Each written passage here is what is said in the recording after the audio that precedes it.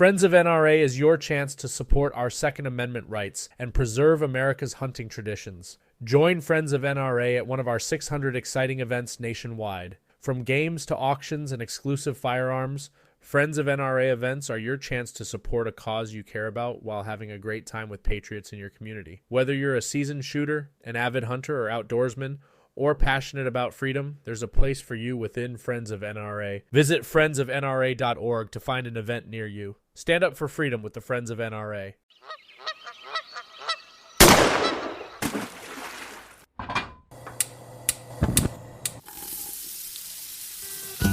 Join Justin Townsend and the Harvesting Nature crew as they explore the world of cooking wild fish and game while sharing recipes, tips, tricks, and lessons learned from their pursuit of wild food. We sure hope you ate before the show, as you're gonna leave hungry. This is the Wild Fish and Game Podcast. Hey everybody, welcome back to the Wild Fish and Game Podcast. I said I was going to come up with another intro, and it's varying whether I do or not, so whatever. We'll just go from here. Pretty excited for today's episode. We're going to be joined by a special guest. We're going to be talking a lot about some wild game, obviously, Southern food traditions, some Scottish food influence, like tons of stuff. You'll see how that all matches up when I introduce our guest here shortly. But as far as that, I hope you had a listen to our last episode. So me and a couple buddies were in the Eastern Shore of Maryland hunting Sika deer. Had a freezing time doing it, but we had fun and made it out alive. Harvested a couple deer. Go back and take a listen to that episode. We did a taste test comparison too with Sika deer versus Maryland whitetail deer. So interesting contrast between the two. And we talked about some things that we would do with these smaller than you would think deer. They're quite tiny, but it was a cool experience. Loved the fact that we were able to record a podcast last evening and kind of share it with everyone here. So go back and tune into that. And then looks like up next we've got Jennifer McLaughlin. We had to reschedule her, so we're going to be chatting with her next up. So you'll see that episode coming out. As always, if you've got any questions for us, shoot those over to our email or hit us up on Instagram. And then other than that, I'll kick it over to you, Adam. What you got? Not a whole lot still. I think last time we were talking, I said I was recovering from the holidays, and I still seem to be doing that. But I've been doing lots of cooking. Not much foraging to be had in my neck of the woods right now because it's under a couple of feet of snow. But yeah, I've just been kind of enjoying the winter and doing a lot of cooking inside, and hopefully get out ice fishing this weekend, because I've been putting it off, but I got to get out there. So that's about it for me. Nice. All right. Well, I'll say too, we have one pig hunting camp spot left in April with Hank Shaw. So if anybody's up for that, that's up for grabs, but I expect it to go in the next probably week or so. They sold out pretty quick. So we've got one left. So that'll be a fun time down in North Texas at the Lost Creek Ranch doing our normal pig camp, but with the addition of Hank. So if you want to come hang out, come join us. All right, let me introduce today's guest. So he's an Atlantis-based chef, author, hunter, restaurateur who is passionate about Southern cuisine and the outdoors. He's the owner of Red Beard Restaurant Group and the founder of Defend Southern Food Foundation, an organization committed to helping alleviate hunger inside Atlanta communities. Kevin is a 7-time James Beard Award finalist, as well as 2-time finalist and fan favorite on the hit TV show Top Chef. He's the author of 2 acclaimed cookbooks, the James Beard Award-winning Fire in My Belly and Pure Pork Awesomeness. Love that title.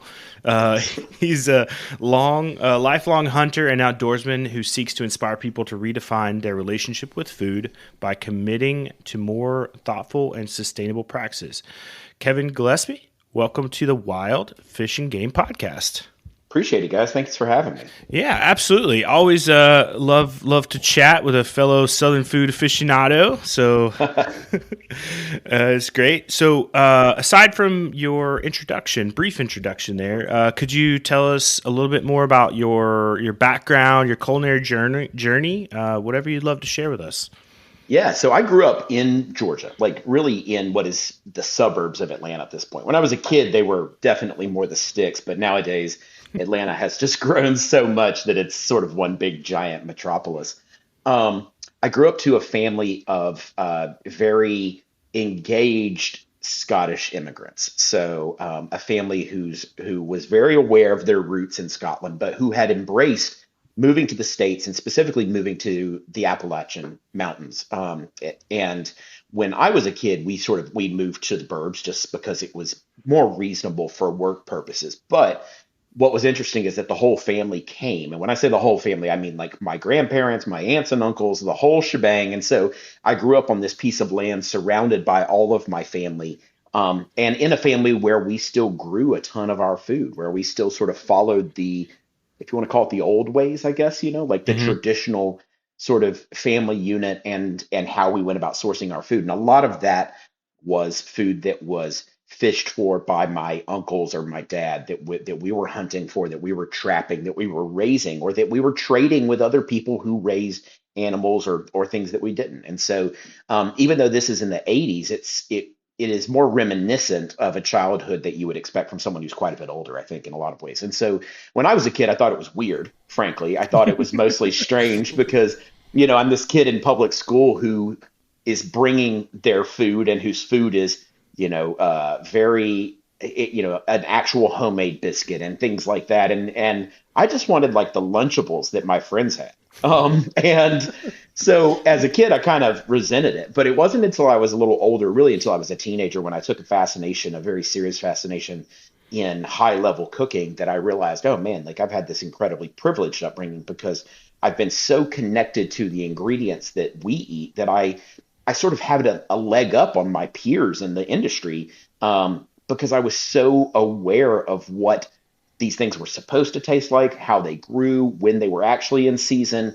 And I knew how to provide for myself because I did grow up hunting and fishing and gardening and things like that. And so it gave me a really interesting perspective into food. And I think that's what made me really want to be a chef, is that I saw an opportunity to sort of continue that journey, but to do so in a more artful way and in a way that made sense and seemed like at the time, it seemed like a hell of a good job to have. As an adult, I will tell you that being a professional chef, while I love it, is a real ass kicker. But not the easiest job in the world, as it turns out. Didn't know that part when I was a teenager. But at the same time, my career has largely been just a continuation of that journey that started for me as a kid, like being very, very connected to where the food that I am now serving my guests, rather than just serving my family, where that's coming from. Oh, that's awesome. I was going to ask, if you had one piece of advice to go and pass to your teenage self now after a while in your culinary career, what do you think it would be? So assuming my teenage self was still going to be a chef, I would absolutely tell him that, as much as it might not make any sense, like don't lose sight of the physical fitness stuff. Like when I was a teenager, I was very fit because I was a football player, and I was a very good football player. So fitness was never an issue for me. I was always big and strong. And then I started cooking for a living, and the big and strong stayed, but like over time, I just ballooned up. I put on so much weight, and also just stopped ever trying to exercise, only to realize that in reality, like this job is not that different from being an athlete for your whole career. And if you just stop taking care of yourself, you're going to have a short career. And so I think I've certainly had an uphill battle with health related stuff in the last few years, some of which probably could have been avoided if I had told teenage me to like keep that gym membership and keep going and not be a complete idiot about what you eat. So yeah, maybe don't eat a sack full of crystals every night at midnight. Maybe, Been there. Been there. Yeah. Yeah. I mean, it's a challenge too with the lifestyle as well, as like balancing even just work-life balance, but also like kind of self-care as well, in the restaurant world. And it absolutely is. And I think that I'm proud of the fact that my restaurant group takes that very seriously. That we're one of the few that gives we're a 4-day-a-week only restaurant group. Everything we have is only open 4 days a week, that we give our team significant time off, that we, take care of a lot of their expenses when it comes to, self-care, as it were, that we take that very seriously. But we've been doing that for 10 years, not for the entirety of my career. And so sure. I hope that more people follow suit, because it is really important. Yeah, absolutely. I mean, I think my first restaurant I started at, they were 6 days, or no, 5 days a week. So we were closed Sunday and Monday, like every week. And it was great too, because you got a day to spend with your family and friends and kind of relax, and you got a day to kind of take care of whatever things you needed to take care of during the week. And I think, looking at some friends that worked at like hotels and other places like that were like 24/7 operations, I'm like, I don't see how you guys do that. Like, that will break you. Yeah, exactly. And the further you climb the ladder as a chef, the more you realize that it doesn't matter whether you're open or not. You still have responsibilities. Yeah. But at least if you're not open to the public, the one part you don't have to worry about is service. So it's like I still work pretty much every day, but at least I have the confidence of knowing that a few days a week, I don't have to worry about whether or not some sort of crazy thing has taken place when the guests walk in the door. Yeah, no, and that's probably, that unto itself is a bit of personal care as well. Yeah, exactly. Very much so. So, this is a question we like to ask everybody we bring on. So what's in your freezer, fish, game, domestic, whatever, that you're looking forward to cooking to next? Anything you're really excited about? I am. There was something I actually had pulled out of my freezer today, and then I put it right back in so I was looking at the weather, and I saw that next week, like the high one day is like 17, which in Atlanta is like the apocalypse. And so I decided to put this dish off until next week. But I have some neck meat from a big oryx that I killed last year that I still hadn't used. And I was kind of going through the freezer a couple of weeks ago, just making sure everything was properly rotated. And I saw this bag of it that I had already like cleaned and cut into cubes and everything. And was like, oh man, I got to make something. And so I was watching another chef this morning on Instagram preparing a Lancashire hot pot, he's from Lancashire. And I was like, oh man, like I'm going to do that. But instead of lamb, I'm going to use this oryx neck to do it. And I'm really looking forward to cooking it. It's going to be delicious. So that's on the menu probably next Tuesday night, if I had to guess. Oh, that sounds good. I'm glad I ate before we started this show. I have a feeling we're going to talk a lot of food. No, that sounds really good.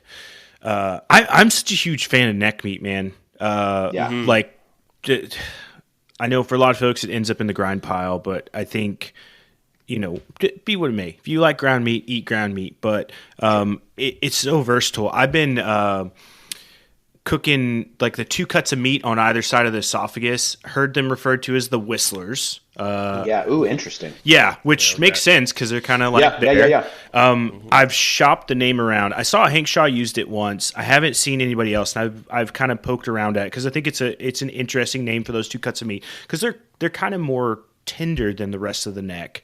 But they ended up I made just a basic like pot roast the other day, but instead I took it up. I wanted more umami, so I added fish sauce to it, which I think created a good complexity in the flavors, and then subbed out just regular potatoes for sweet potatoes. So it was very very hearty, but the 2 Whistler cuts ended up prominent out of there amongst all the other cuts. And I'm going to post the recipe later this month on our website, but those are the cuts in the photograph, and you can kind of see it neatly laid out there. But man, what a good braising meat. They're awesome. And I'll have to I've never isolated them. I usually take the neck off kind of as one big whole cut where they're attached on either end, and then roll it up and tie it and sort of slow roast it that way. But if you've ever killed an oryx, they're a lot bigger than people think they are. And so if you do that, you're going to have a hell of a cut. Yeah. And so I decided to kind of break it in. And so I have a rolled roast as well, but then I also have all the sort of trim that I cut from it that I'm just going to braise down as like stew meat, which I think is going to be delicious. Yeah. I like oryx meat too. We had some down in Texas and we were there. It's good. I love it. It's one of my absolute favorites. I think it's a fun animal to hunt because of how jumpy and skittish they are. But I think from a flavor perspective, like it's just hard to beat, man. Like it's really, really good. I think I was just watching a video before we logged on here about you waxing poetic about that exact oryx that Probably you have in the freezer. So. Yeah. Because it's just, to me, it's like it has a really interesting history too. Like that's the part that most people don't realize. They know nothing about the domestication of oryx in the antiquities, like during Roman era times, like they were treated like cattle. And in a lot of ways, you could argue that they have more biologically in common a lot of times with cattle species, especially when it comes to the way they sort of act and the way that they kind of cluster up. But for that reason, there are these recipes that go thousands of years back where you see oryx being utilized. And I just think that's very cool.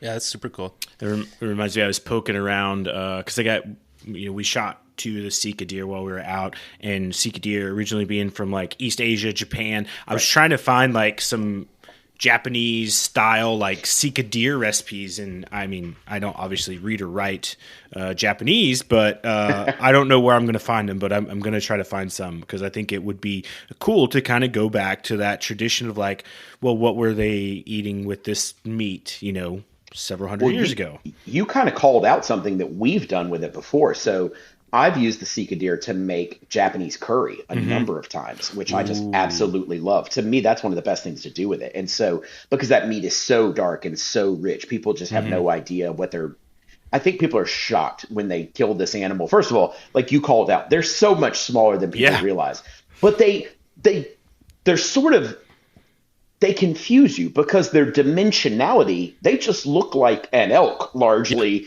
that has shrunken down. And so I have definitely gotten caught on a bow hunt misgauging the distance tremendously because it was so much smaller than I thought it was. I was like, man, this thing must be forever away. And I shot like way over the top of its back. And I was like, oh, no, it's just a lot smaller than I thought. Right in front of me. Yeah. But the Japanese curry, especially with sweet potatoes and carrots and stuff, and like, oh man, talk about a way to like really showcase that meat and what makes it delicious. We're going to have, that's on the list. That's on the list. Thanks, Kevin. Yeah. Let's switch gears a little bit, and we'll bring it back to the States here, at least partially. Let's talk a little bit about the role of hunting and foraging in kind of Southern food traditions. So from your perspective, what's sort of like the historical significance of wild game, such as like venison and waterfowl in Southern kitchens? So, I mean, there's, the obvious thing that I think everybody would recognize is that when folks showed up here, they didn't show up with just like herds of cattle and other things like that to eat, and so the reliance on wild game was real. And even though people had already sort of moved into what we think of as the South by the time, we're into the late 1700s, early 1800s, there are still significant portions of the Appalachian range where there weren't really that many people of European descent. I mean, there was obviously quite a lot of folks there. We just, we're like, you not out of here. So the need to be able to put meat on the table, and that being game meat, was pretty significant. And it's no coincidence that a lot of the folks who gravitated towards the Appalachians were people of Scottish and Irish descent. And those people already, in large part, specifically the Scots, less the Irish due to some, I'm not going to go into the geopolitics of how Ireland has been torched by the English for forever. But the Scots certainly showed up with more knowledge of how to prepare venison and a desire to eat it, frankly, as well as a lot of the same fish species, a lot of the river fish that we see showing up. And so it kind of naturally matched the diet that they brought with them when they showed up. However, it was also, a different species. These aren't big red deer where you kill one, you got a lot of meat. Like, a whitetail's not that big, doesn't put that much food on the table. And frankly, a very, very different species, a very different flavor profile. But I think that Southerners, especially the Southerners who perhaps were first generation Southerners, recognized that game, when managed appropriately, provided a nearly infinite resource of meat for them. And so I think they realized, we're in the mountains. That doesn't make for the absolute best grazing land you've ever had. So a fairly significant amount of our protein is going to have to come from wild sources. And I think that they leaned into that. And over time, it's why I think nowadays in 2025, it's easier for me to have my restaurant in Adair where we actively are pushing the agenda of wild in a place in the South, I think, maybe I'm wrong, than it would be in some places because it has never left the culture, as it were. Yeah.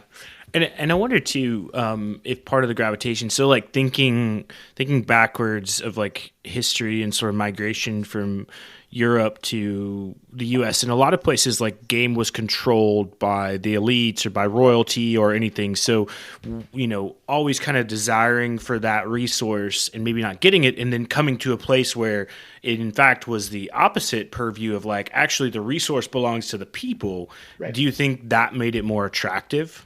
Absolutely. I think it did in a lot of ways. I will say, though, that in a place like Scotland, I can speak to that at least, while the game and the land itself was largely controlled by the wealthy elite, something hasn't changed from then till today, which is that a lot of people just like to kill things. And they would show up and they wanted to hunt those deer, but they just left them to the gamekeepers. And so the average everyday person actually probably consumed more of it than we realize in a lot of ways.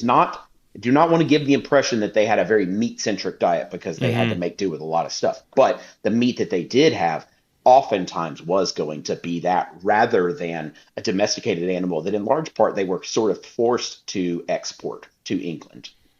And so I think when they showed up here in the United States, and this was a free resource that belonged to the people, that was incredibly attractive. I think that that was something that definitely propelled people. I think in a lot of ways it just made them go, oh man, what a nice change of pace. That said, I also think that the challenge then was presented because we're talking about the terrain in the largely deforested UK at the time. Presents a very different hunting challenge than the very densely forested eastern United States of America, which I think probably was a shock. And so I think that that's probably why you see the evolution towards a diet here that, while it still has elements of foodways from the UK, has also kind of uniquely become its own, because they're simply it was a very different world. At the end of the day, it's just a very different world, very different terrain. And then I think too about sort of how like other cultures, African culture shaped it via the introduction of slavery. Indigenous culture shaped it just through inherent, occupation on the land. And now you have this like kind of culmination, of food that has come together. How do you think sort of that has changed over time? And then how has our hunting and foraging traditions changed? Because if you took a snapshot in time like now and you went back 100 years ago, people are eating differently. 100%. Oh, 100%. Like, and to the point where it's almost impossible for the modern person, short of like people who have a significant knowledge of anthropology, people, perhaps historians or food historians, recognize this, but your average person probably does not realize just how different the diet of the average American looked 100 years from today, and then 100 years before that, and so on and so forth, and how I mean, just almost unrecognizable. And I say there are a number of things that can account for that. To sort of answer the question, I think that the biggest shift is obviously post-industrial revolution, where we find ourselves in a world where we get to eat what we want as opposed to what we have. And that, I think, if we're going to whittle it down to a significant difference, the choice of eating what you want as opposed to eating what you have is an enormous one. The second is that we, really now we're talking post World Wars. We're in a position as Americans where we all of a sudden have the sort of domestic wealth to be able to afford a largely protein-based diet. But more importantly, and this is the shift to what we're talking about, domesticated protein diet. And I think that is a major, major shift. I don't think that those numbers of the amount of cattle and poultry and hogs that are being raised and consumed for food have spiked, gone through the absolute roof. And now what we think of as an American cuisine, by the way, in quotation marks, is one that does in fact have, a lot of the stereotypes of like, we get a steak, it's 18 ounces, it's center of the plate kind of stuff. And that just really wasn't the case. I think with when we look back on our ancestors, even just a generation or two ago, they understood, look, my granny cooked a lot of meat, but meat was used as a component to a larger presentation, to a larger meal. There might be meat elements, cured meats especially, preserved things in and amongst all of the dishes, but I frankly have a really hard time remembering many times that she rolled out this giant roast of meat short of holidays, because it would have been just very much outside of what she would think to do as as an immigrant and a child of the Depression. Those two things just absolutely were, they couldn't even fathom that. And so when we look at sort of the modern American foodway, I think that now, like in 2025, we have traveled back around this circle that we've constantly traveled in our history, where wild food and foraging has again become an elite form of food. It has become this thing that if you're given the choice of a farm raised mushroom or a wild picked chanterelle, of course you're oh my God, chanterelles, morels, like, oh my God. Well, it wasn't all that long ago that like the idea of growing a button mushroom was like such a wild novelty. We thought they were amazing, and a lot of my work at Meat Eater has been in trying to remind people of the culinary significance, and not just significance, but the culinary value to these wild harvested foods, that they are not the foods for rednecks, which has become kind of the 20th century impression of them, but that for most of our history, they were the pinnacle of what we had available to us. And we looked at those other things as like, yeah, we eat those too because we need food. But like in reality, if we had a choice, it'd be this. Yeah. It's interesting. I'm in Canada, so we don't have the southern nutrition quite as much. But I read a really old book about some like a pioneer family, and the woman was using bush sugar, which they call it was just maple sugar that they had tapped from their own trees and everything, boiled down into sugar, and she was trying desperately to hide the flavor of the maple in it because only poor people ate bush sugar and rich people ate white sugar, which is more flavorless. And it was just describing how hard it was to try to mask all the flavors so she wouldn't seem so poor to her guests, and what a change that is. Now maple sugar, even in Canada, is like $20 for a little baggie of it. Right. It's exactly. Pretty elite now. You look at something like in the deep South, like in the mountain South, you would have something like sorghum molasses. That was a huge piece of the cuisine here for a number of reasons. One, it provided a significant amount of nutritional, density, as you would say, to their diet, because it's so heavy in minerality that it was actually, something you needed to eat to be able to have a diet that wasn't, that was well-rounded enough to be nutritious. But secondly, I look at an ingredient like that today, and if I want to buy a jar of sorghum, I have a handful of places that I can even get it from nowadays, and I'm going to pay through the nose for it. As you said, I have a significant amount of family in Maine, and I spend a lot of time in Maine as well. Grew up going back and forth between the deep South and Maine, and again, that maple thing. And I think about like,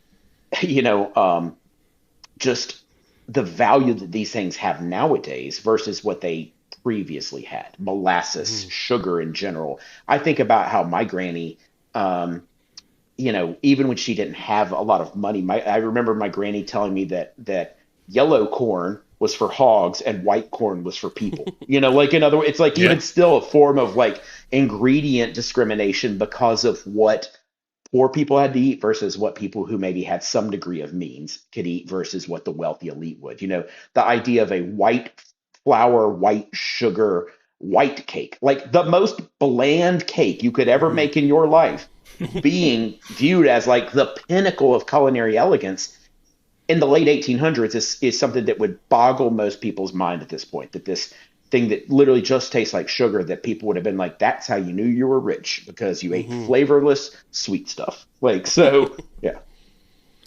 I was thinking too, as we were talking about that sort of like the evolution of like food system, and man, this is also kind of fairly recent. I would say probably within the last like 20, 30 years of like everything from everywhere else versus everything local.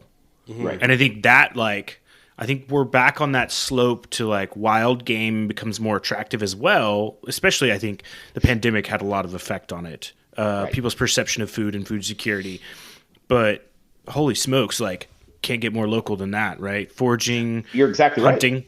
Yeah, you're exactly right. And you're right. We are living in the era of the local food movement, which I'm incredibly thankful for. We don't feel like we have to import everything for it to be gourmet. That said, I watched the pandemic from the inside of an organization like Meat Eater, and I watched our business levels spike because every person decided that they were an outdoorsman, like instantly overnight. They were like, "Yep, that's me." I know that the last 35 years of my life have been spent in Wall Street banking, but I, my friend, am an outdoorsman. I'm basically Jim Bridger, and and so I got to watch the people, attempt to climb that ladder, only to realize they didn't want to have anything to do with the ladder. But the thing that has come from that, the benefit is that I think they stayed long enough to appreciate it for what it is and the challenge that it takes. Like, when people like Danielle Pruitt feed her family entirely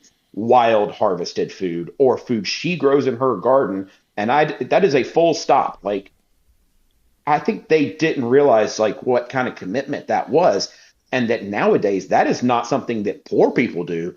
That's something that, frankly, people with means end up doing. And that's like now viewed as like, oh man, if only I could aspire to be able to do that.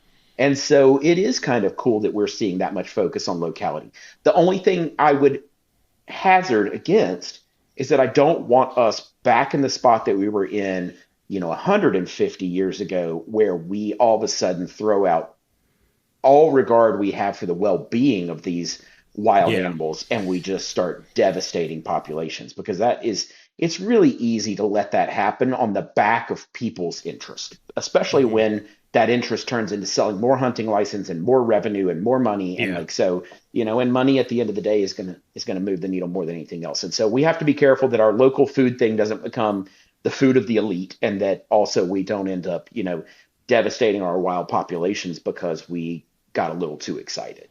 What are some ways you think we could manage that to kind of prevent it? I think there's a few things that we have to do, and one of them probably seems counterintuitive, so I'm going to save that one for last. The first is that I think that the more knowledge people have on what it actually takes to get the food from the field, whether that field be a cultivated one or a wild one, onto your table, I think the more people learn about the challenge that is inherent in that, the more people will have an appreciation for the food that they're eating. And I don't just mean like, oh, that's nice, but actually be willing to recognize the amount of labor that goes into that. I think that will then adjust the pricing of food appropriately so. And I'm sure that there's going to be some people listening to this going, Kevin, food is so expensive now. It's gone through the roof. You're right. The cost has gone through the roof, but in some parts for the wrong reasons. I think that's step one, is appreciating food for what it is, that it should in fact be like really one of your biggest priorities in life. The second is that I think that we need to reinvest in the education that people just always had, that we've taken for granted. In other words, it wasn't that long ago that people just knew how to fish, and they knew how to hunt, and they knew how to grow things, and they knew how to fix things, and they knew how to make stuff. And that sort of like self-resilience has largely fallen by the wayside because we don't, quote, need it anymore. But I think we need it more than ever nowadays, because I think that the more advancement we have in this world and the better and easier our life gets, the faster we neglect these things, and they have lasting impact. You cannot and will never be able to convince me that some of the environmental issues we have today that we deal with aren't in large part the byproduct of people no longer needing to care about the natural world that forever was like their only means of survival. So that's another piece of it. And I think the third is that, we put laws in place a long time ago to curtail the sale of wild animals because we decided to shoot every bison known to man. And that was fair. That was a good reason to do that. But like most things in America, we can't seem to figure out a way to do something without it's like 100 or 0. And we just don't seem to understand all the numbers in between. And I look at systems like they have in New Zealand or in Scotland, where wild harvested animals can in fact go through a proper chain of custody to then find their way into a grocery store and be sold to someone, or into a butcher shop and be transformed into food that average everyday folks eat, providing an alternate to commoditized farming that is better for the environment, it's better for your health, it's better for really everything involved. It provides an economy that otherwise wouldn't be there. And frankly, we all know this, that sometimes Slow Foods talks about this a lot, the organization Slow Foods, that if you want something to survive, you have to eat it. And that kind of people go, what are you talking about? the minute the value of something as a food has completely dissipated and it is now just novelty, its value goes down pretty far, you know? And so the reality is that most people aren't incentivized to do the things necessary to ensure that we have a healthy whitetail population in this country. The only people who care are people who actively enjoy hunting. We can't move the needle enough. We need everyday people who do not fancy themselves hunters to care about those things too, and to be able to throw some of their money towards it, because we need the money to be able to improve the system in a lot of ways. I wonder if that can be supported by sort of that growth, you know, within hunting that we did see during the pandemic, of like those people that got a taste of it and then maybe backed out, but now they understand it a little more. I'm wondering if those are kind of like those neutral supporters in the middle that we as hunters and anglers need. I think they could be. And I think that there's a way for us to be able to tap into things like they've done in Texas, where species that are overpopulated, species that are problematic, there can become an economy to dealing with that. You know, there is absolutely no reason whatsoever that feral hogs in this country should not be able to be harvested in the field wild, quote unquote, and processed and sold as meat to restaurants and to people at home. If we did that, we could fix a lot of problems, because as a person who owns a ton of land in Georgia that is frankly covered in feral hogs, they decimate it. And, you know, and the only way we're getting that under control, it's not with me and my friends killing a few of them every year to eat. It's a much bigger sweeping change. And that can be said of a lot of stuff. Also, the more diversified our food source is in this country, the better chance we stand of not overdoing it with one thing or the other. You know, like, and again, that's a very American thing. We get obsessed with something. We think like salmon is the best thing in the whole world, and so we just want to eat all of it till it's all gone. You know, and that's just the way we do things. Like, it's part of our makeup, it seems, as a country, that we're like hell bent on that. But nevertheless, I do think that. I think if your average everyday Joe could see more culinary value in these animals, they would see more general value in them as well, which would in turn, I believe, lead to more protections under the law and environment, and also just a population who's a little bit more self-aware of the world that they live in every day. And especially people who live in cities can become very detached from that, even though the fact that these animals walk around your yard in the middle of the night every night and you just don't know anything about it, you know? So it'd be interesting to put something into play like they have in Texas, taking those invasive species populations that need to be brought down and working out those nuances that you mentioned earlier in changing the way we approach putting meat into the system. It's a great opportunity to experiment with the pigs, because or things like that, grass carp or whatever, snakehead, whatever else is problematic. We could work out some of those issues and nuances and all the little hiccups with a species like that, where we're not worried about it decimating hog populations. Yeah, and then move what we learn into venison or wherever else. Right. It's interesting that we've been a lot more willing to do it with fish species than we have been with something on four legs. You know, it's like if it's a warm-blooded animal, we get really funny about it, but if it's a snakehead, which is just genuinely one of the ugliest things in the world, we're willing to rip those things out like tooth and nail as long as we can. It's funny to me that we've leaned into that one, for example, which you absolutely can buy commercially, but it's also one of the least viable from a commercial standpoint, because they're a nightmare to try to get in any real quantity, you know? Yeah. So meanwhile, I look at Georgia hunting regulations, and my standard hunting license in this state entitles me to harvest 12 whitetail a year, you know, that I can harvest 10 does a year. And I think to myself, if I can harvest 10 does and you can harvest 10 does and anybody who buys a license can, that maybe we have a few too many.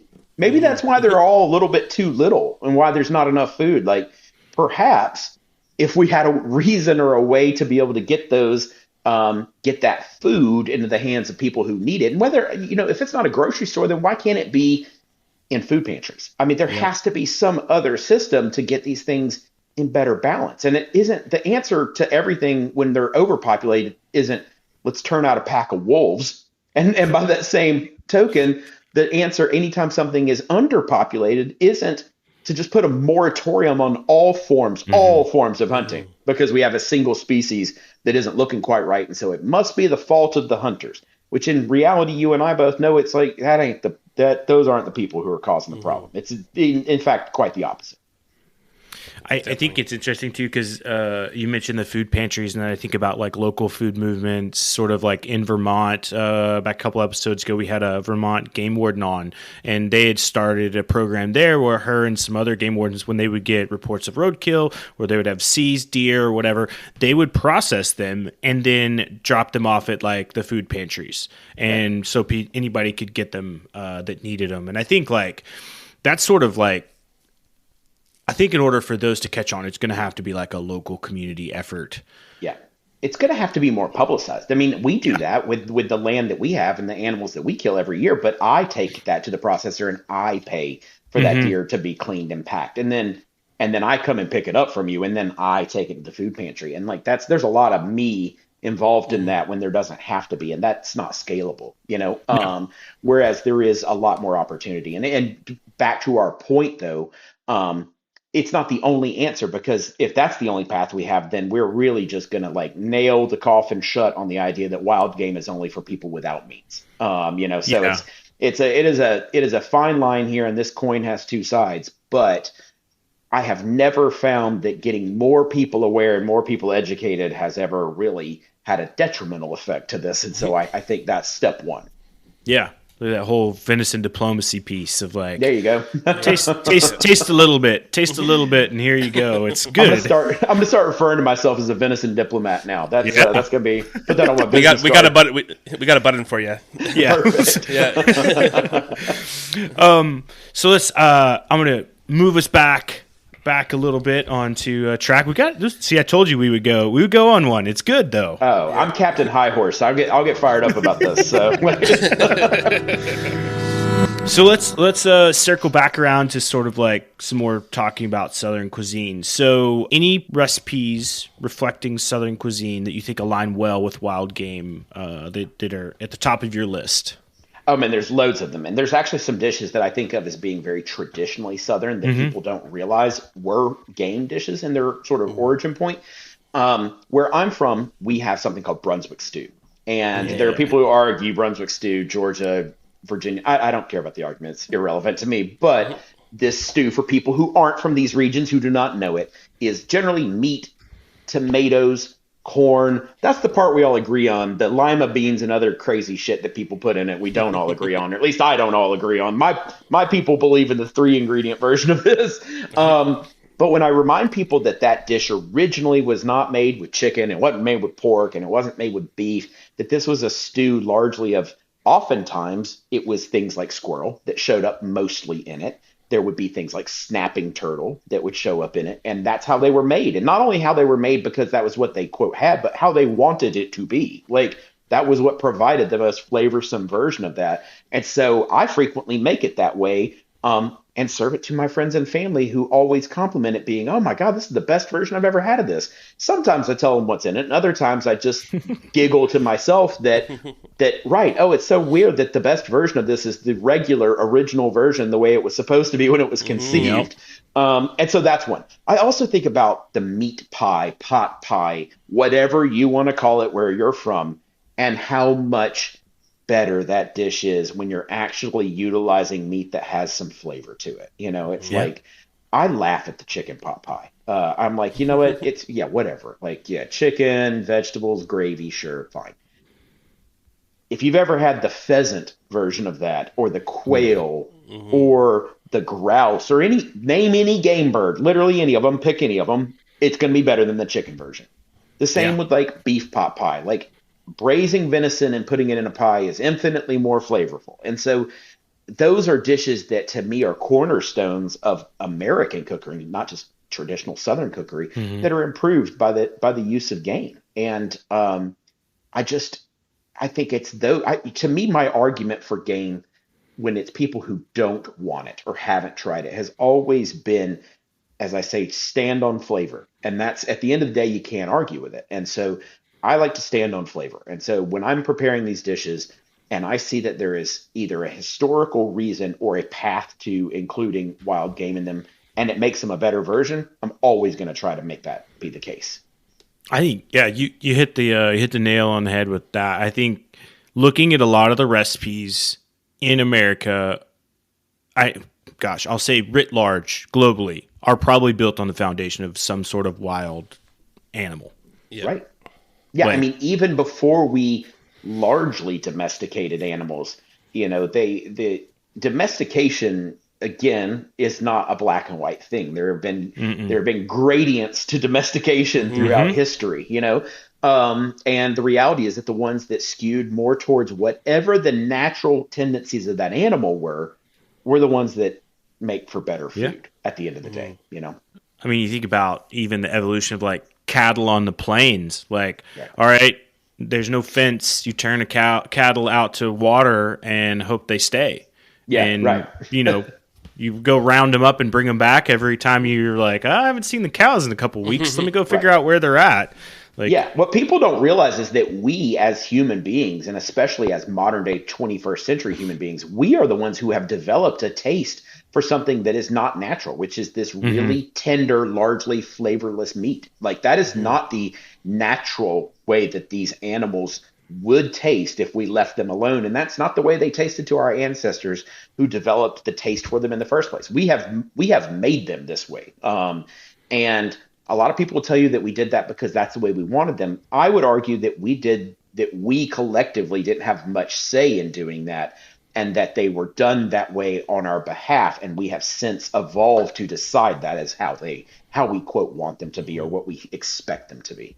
I would agree with you like 100% of you've got, just as you have like the Industrial Revolution for everything else, you've got the Industrial Food Revolution as well. Right. Like, all right, we need to put more meat in more people's homes because guess what? That guy down the street likes to eat meat. He wants to buy more meat. Let's give it to him.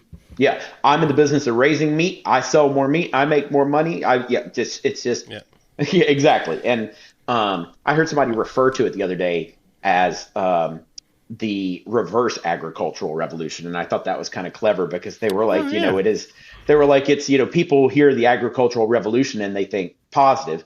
And then in this scenario, we somehow figured out a way to mask industrialism for some sort of advancement in agriculture. And they're not necessarily the same thing. Don't get me wrong. I'm sure I'm married to a woman whose family are, who for generations have been farmers in the Midwest and large scale farmers. And so I've definitely had a lot of conversations with my in-laws about the positives that have come from, the things that they can do nowadays. But I think they would also agree that when it comes to the food we as humans eat, those improvements haven't really been they've not been improvements so much. They might make more stuff, but they haven't really improved what we're eating. Yeah. So you reminded me of a story. My partner's grandmother, she's Belgian. She had this wonderful beef stew recipe that the whole family loved, and she wrote down the recipe and passed away. And everyone's been trying to make this recipe since, and they can't make it taste the same. Like something's missing in this thing. She must have missed something. And I was taking a look at it with like the lens of someone who knows a little more about food. And I was like, do you think that your grandmother walked to the grocery store and bought like a $50 prime rib or tenderloin roast to put in this stew? Because that's what people are doing now, because that's you get the best cut of meat and you bring it home. She probably picked up the gnarliest, oldest, cheapest piece of meat. Right. And that's where all that flavor like you're talking about. The stew is supposed to be made with this stuff. It's supposed to be made with squirrel or wild game or an older animal or a tougher piece. And then we lose that, and we're moving towards just general blandness, in part because we just think that it should be better if you put a quotes better piece of meat in it. Right. I think about my granny who ate chicken once a year, basically. And she ate it when we had fried chicken in my family once a year. And we had it like during essentially like the church revival season, like in the South. That would have historically corresponded to like a harvest season for them, because in her mind, like, why in the world would we kill these chickens like to eat them? Like they have so much more use. Yeah. Like why am I going to kill a bunch of young chickens? I'm also not going to fry a bunch of stewing hens. And so a dish like fried chicken is purely the product of financial prosperity. Like we can afford to kill chickens long before their value has worn out and eat them when they're young and tender. And, I said to someone in the restaurants recently who was on there, they were complaining to me about veal. We did not have veal on the menu that day, though I would serve it in a heartbeat. And they were like, I can't believe you would. Like, it's just a baby. And I'm like, what do you mean by that? Like, and then I had to have this conversation about the fact is that almost every animal that you nowadays eat, and certainly if you're buying them from your average grocery store, is a baby. Like, if they made it 18 months in the world, they're an old man. Like, most of them are slaughtered by a year. And if that's the case, they're probably expensive. Like most things, we want them to be born and then kill them as fast as possible so we don't have to keep feeding them. So this notion that like you don't eat babies is completely misplaced. Like it's a misplaced aggression you have towards something like veal. If you want to be upset about large-scale factory farming of animals, you and I can have a conversation about that. But don't lecture me about this idea that you are somehow morally superior because you don't eat babies when you eat them every day. And so, I've had this talk with so many people. yeah, exactly. And I'm like, every day you go to the store and buy a whole tenderloin because you think that's the pinnacle of beef, and you're buying just commoditized corn-fed beef, then you are like, you're part of the problem. I'm sorry. I'm not trying to like make you feel bad, but you're not part of the solution. So like, don't just pick and choose when you want to get on your like moral high horse. Yeah, it's wild. Here we are. I just took the conversation again. I was like, I know we want to talk lighthearted, but listen here, brother. Like, yeah, I'm like that crazy dude in the parking lot who's like, I got some literature in my car that I want to show you.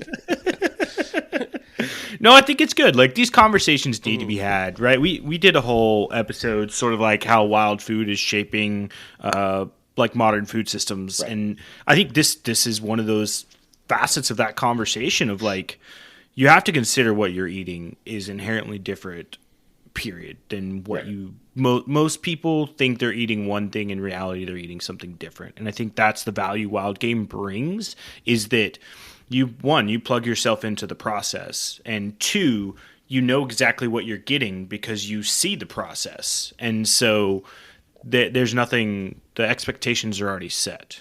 Right. Like we have a dish on the menu at Nadir right now that is made with wild hare. And, it's hard to prepare. It takes a long time. One of the most challenging wild game animals, in my opinion, one of the most challenging species to transform into something that is delicious. They're tough as nails. They have, the testosterone level in a male wild hare is like there is no teenage boy that's rocking that much testosterone. Like they are just loaded with it. And so they're hard to turn into food that pleases the modern palate.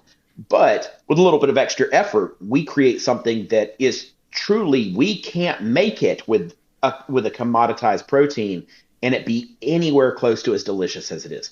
And I love, I don't care that it takes a little bit more work. I enjoy the work that it takes because not only do I like to cook, and that's the reason, but I like it because I don't feel detached from the food that I eat every day. Like I feel very connected to it.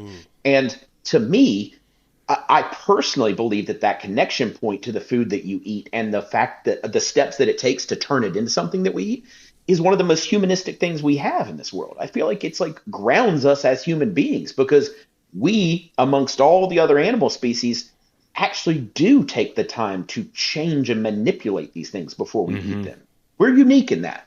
And so cooking is inherently humanistic. And there is nothing you can cook that will connect you more to the world you live in than when you're working with wild harvested foods. So you tee up sort of my last question because we're getting close on time. But how do you think both sort of chefs and home cooks can better embrace sort of like wild ingredients in their cooking with that? Yeah, I think there's a lot of ways that they can, and I think that some are more doable than others. Again, I start from the position of flavor. I think that the first way to get people on, team wild harvest is someone in the know has to prepare it for them properly and serve it to them. Because there have been also a ton of people lost in this effort to your dad's friend's really crappy deer chili. So for winning fans over, there's also been a lot of them. Like I swear, if one more person tells me that the best thing to do with a duck that I killed is to wrap it in bacon with a jalapeno and cream cheese, and then I'll find the nearest bridge to jump off of. So I think the first step is you win them over with flavor. I like to think that's what we do in the restaurant. The second is that you bring people to the conversation that they're starting to have nowadays about how do I ethically eat meat? And that is a conversation that is being had a lot. There are a lot of people who are changing from eating meat to becoming pescatarian or vegetarian because they think that is going to solve the meat system in our country, and they're wrong. I hate it for them, but they're wrong. Like, the answer to solving that is almost the exact opposite, which is that you have to demand a better quality meat. It's not stopping eating it. Yeah. Because the same people who raised animals the wrong way will start raising vegetables the wrong way to feed you. I'm looking at you, Beyond Burger. I'm looking straight at you right now. And so that isn't the answer. I think that finding a way for them to recognize that regardless of where you live in this country, I can't speak to every country in the world, but in the United States, regardless of where you live, you have access to wild food, period. Full stop, end of sentence. Some people have access to more, but we all have access to it because we have this stuff called public land. It belongs to all of us, and you can go get it. Now, the last piece of the puzzle is that we have to make people fall in love again with the effort that it takes to eat well. It shouldn't be so simple. It really shouldn't. Like, it's not supposed to be effortless. And in fact, the effort is part of the joy. It's like the people who run marathons don't run it for the finish line. They run it for the running of the marathon. The joy comes from accomplishing the marathon. Otherwise, we'd only do the 40-yard dash. And so I think that if people can fall in love again with the process of not only cooking food, but being a player in how the food got to them in the first place, they don't have to do every step. By the way, I'm not asking for the artificial, banker turned outdoorsman again. We just watched that. That was comedy gold for people like me. But nevertheless, if they could fall in love with part of the process, and that might start with just being respectful of the people who do it in the first place, and stop with this bullshit of labeling every hunter and every fisherman in this country as some sort of right-wing gun-toting redneck, then, that'd be a step in the right direction in the first place. And then I think that we can maybe start putting this puzzle together in an organic and respectful way where we recognize that that this world we live in and this planet that we live on would all be better if we would, maybe stop seeing things in such absolutes all the time. Yeah. Very well said. Yeah, no, that's great. Yeah. Thanks again so much for coming on. Such a lighthearted podcast. I know. I'm like, oh, this is gonna be fun. We're gonna shoot the breeze here. We're gonna talk about hunting and fishing. Nope. It's like Kevin Gillespie's pulled his pirate ship up against y'all's and just was like, this one's mine now. I own this ship, and here's where we're traveling. No, this is stuff we've been talking about, and this stuff we want to hear more about. Yeah. In truth, we've been really delving into a lot of this stuff lately, so this is wonderful. I think you get, especially in our community in the wild food space, you get a lot of folk. There's a growing number of people, right? There's a growing number of people that are doing what we're all doing. They're cooking, they're eating, they're exploring, they're sharing stories. There's a lot of it, but there are still undertone conversations that need to be had, right? Yeah, I watch it all the time in my own country where I just watch people who they just can't see past their own personal reality all the time. When we started the Defend Southern Food Foundation, one of the reasons that we did it, aside from alleviating hunger, was not just that. It's a two-part mission. It was to get food in the hands of people who need it, but it was to get it from the right sources. It wasn't to get them more crap. It was to get these farm-raised vegetables and animals into the hands of the people who deserve and need them the most. And so it's the defending of Southern food is not defending fried chicken. It's defending the cultural significance of food and the right for good food to be something that's accessible to everybody, not just the wealthy elite. No, yes, that is something I can get behind for sure, 100%. Definitely. And I think the average person can as well. Nobody Yeah, wants absolutely. to deny that. Right. I have met very few people who have much of a rebuttal for this argument. They might have. I have met plenty of people who have been able to educate me more about the subtleties and the challenges. But when we talk big picture perspective, it's really hard to argue against this because I just can't. What's your argument against it? Like, what is your anti-argument? And if it is as simple as this argument over animal rights, well, that one's easily shot down. And if it's as simple as your argument against like gun laws, well, look, I think we all normal people can realize we need to make some tweaks to that bad boy. I just think that most folks are arguing from a position of ignorance, and I don't mean willful, but sometimes, yeah. And but mostly it's just ignorance that is a byproduct of privilege because whether we realize it or not, we live in a really rich world, and we've like literally inherited the privilege to not have to care about these things anymore. Yeah. And that's sad because we're also living with the byproduct of not caring about these things anymore. Yeah. No, you're right.